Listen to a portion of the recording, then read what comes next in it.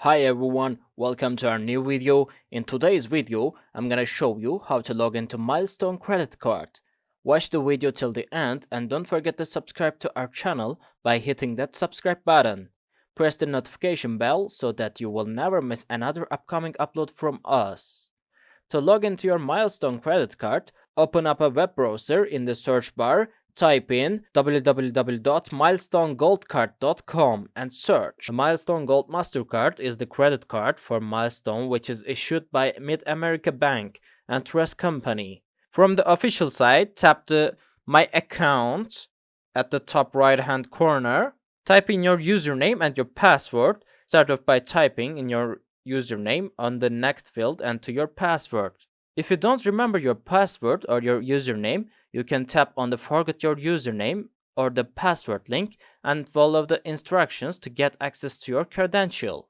After filling in your username and password, tap the login button and you will be able to log into your Milestone Gold Mastercard or Milestone Credit Card account.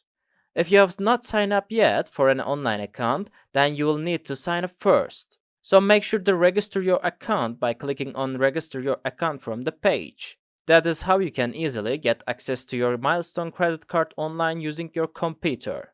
I hope the tutorial was helpful to you.